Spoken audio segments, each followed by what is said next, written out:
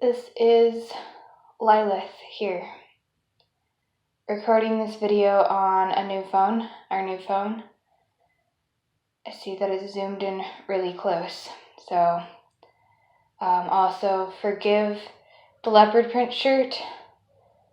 I'm new to being out in the body and I still have some issues with programming, some triggers. It helps me to calm down to dress in it, so I hope this doesn't upset or offend anyone that we're doing this in these clothes. In this video, I'm coming out for the first time to talk in my partially integrated state with Damien and Katie. Katie's now merged with Sai pretty completely in the parts that we can see, and I'm one with Damien.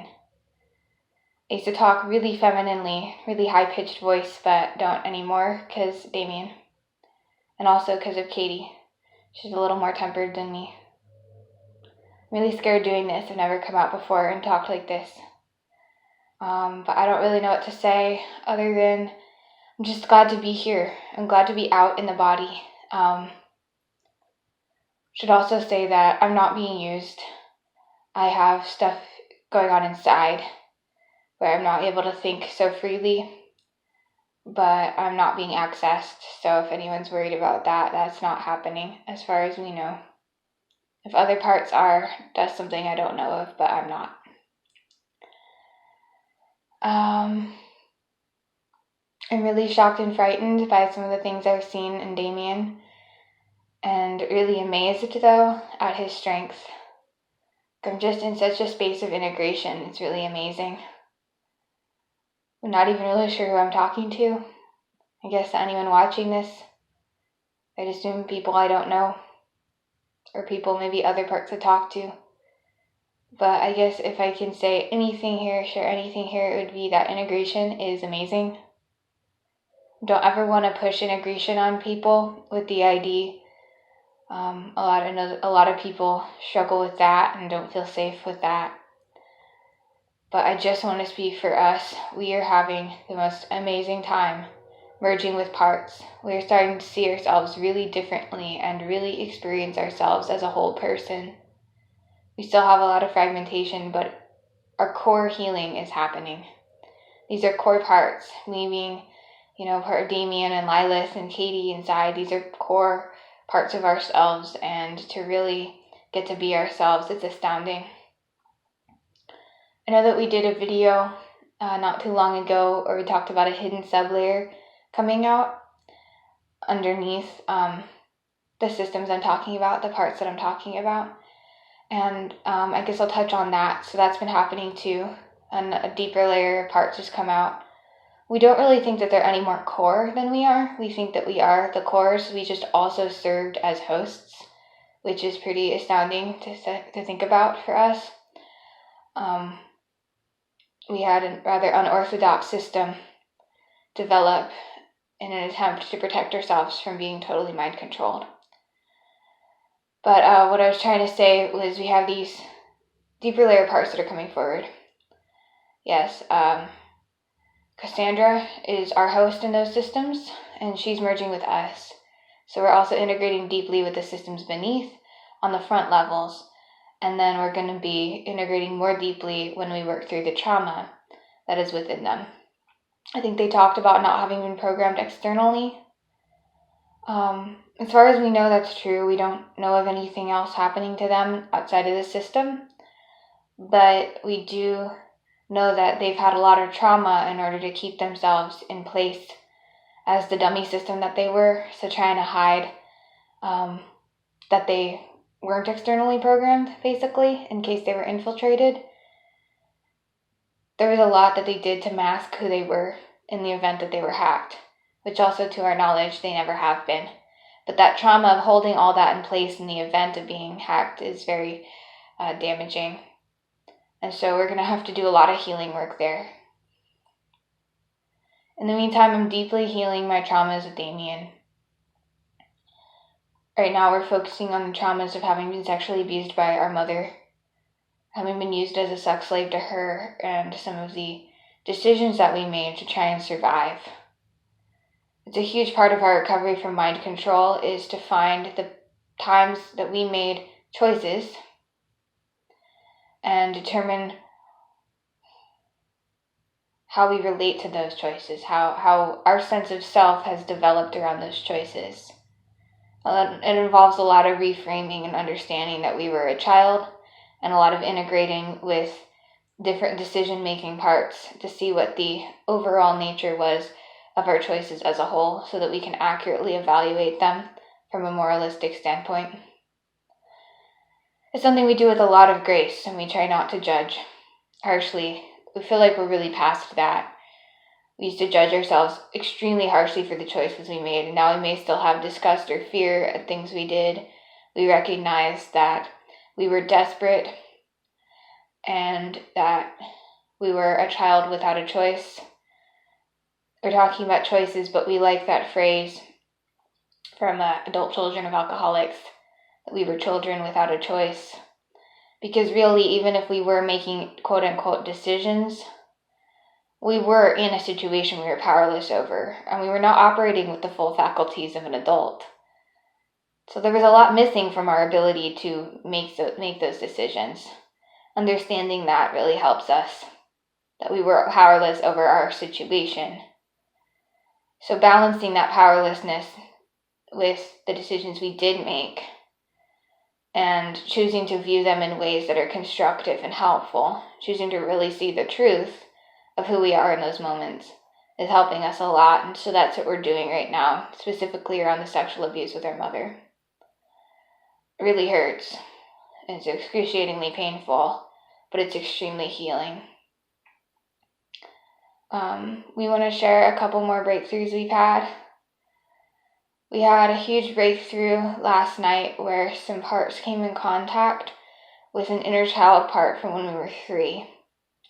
And we saw the world through her eyes and recognized in that moment that we were not programmed. We were fragmented in that memory, because it was a flashback in which this part was present, this 3-year-old part. We recognized that we were fragmented. We were not fully aware of what was going on.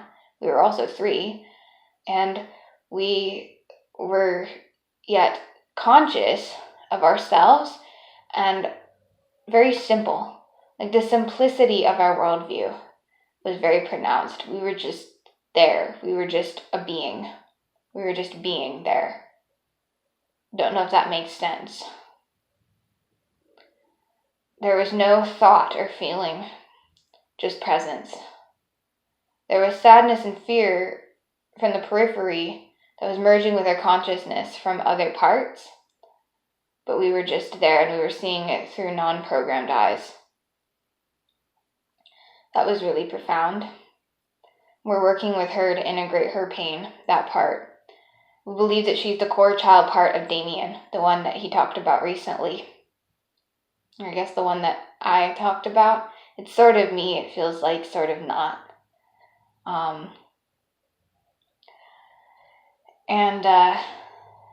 We think we're healing her, so that's really profound. We're also recognizing that the word her doesn't really apply anymore. It's a gender-neutral term we would need to use. We don't really have one that fits. They, I guess, is the closest in the English language that we found. What was the other big thing? Oh yes, we saw Damien's form, what he looks like inside, which we've never been able to see. We now know what Damien's inner body looks like, at least on this level. And that's been extremely powerful and profound. And it's helping us to understand some of our feelings towards someone we were in love with during the Monarch programming, someone we were deeply infatuated with and had really serious feelings for. A guy who really mirrors Damien's internal makeup. And while recognizing that some programming was involved, we think it has to do with this person just kind of being a kindred spirit. Hope that phrase doesn't trigger anybody. Suddenly came up that could trigger people. Anyways, this person turned out to just be very similar on a soul level to this part of us. Or at least the parts of him we knew seemed to be compatible on a soul level with this part of us. And we're recognizing that our female parts who were deeply infatuated with this guy were trying to compensate for something in us, something missing, which is Damien. And interestingly enough, we very briefly tried to actually be in a relationship with this guy when we were 17, and it didn't work out. He rejected us when some of our male parts came forward and tried to connect with him. He only wanted our feminine parts, our feminine alters. So we're recognizing that there was some real duality in our relationship with that person. And our programming around masculinity and femininity was probably pretty manipulated with that person. But we think, like we said, there was genuinely a mirror type situation going on with this guy and with our inner makeup around Damien. So I don't know if that all made sense. I'm kind of triggered talking about it, but it's something that's coming up for us that we're healing. I think I also want to say something about the idea of being in love with people in Monarch mind control. For us, we've learned that what we called love was less romantic love. It was a lot more trauma bonding. That we weren't really capable of having romantic feelings towards people in the way that we are now. Like what we have with our current partner outside of Monarch mind control, from a deprogrammed perspective for us, is totally different than what we experienced back then.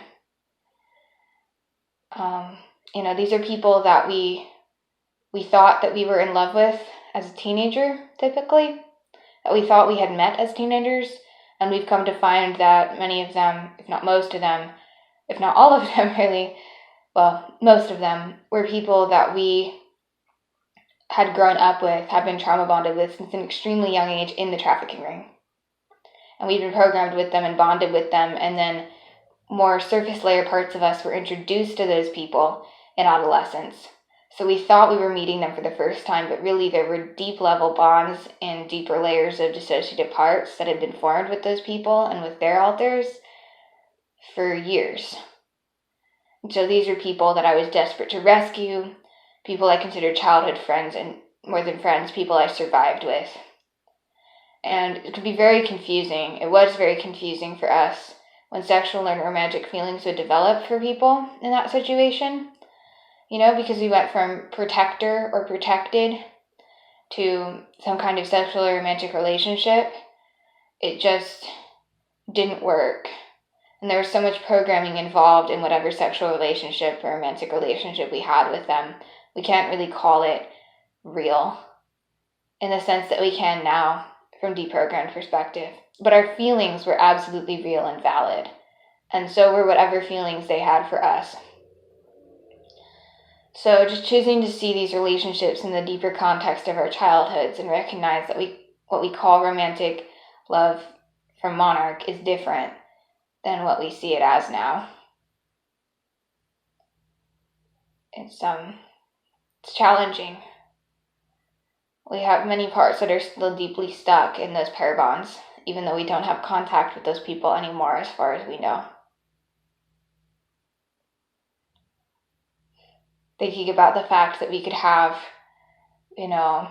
40, 50 dissociative parts, all in different pair bonds, thinking they were in romantic and sexual relationships with individual or multiple people, all at the same time.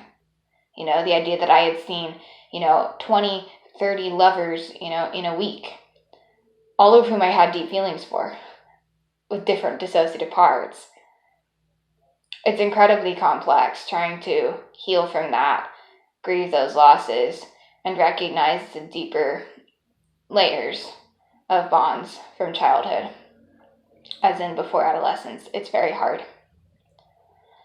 I don't really know what else to say. I don't even know if I'll post this. I'm really all over the place. I'll put stuff in the description. Parts will put stuff in the description to kind of trigger warning this whole thing, because this isn't our normal video. I'm really just switching and talking a lot. But we're all still me, Lilith.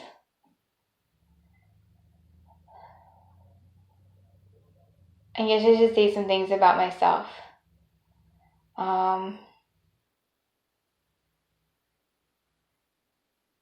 I don't know. I'm really tired. I think I'm going to go to sleep. Thank you.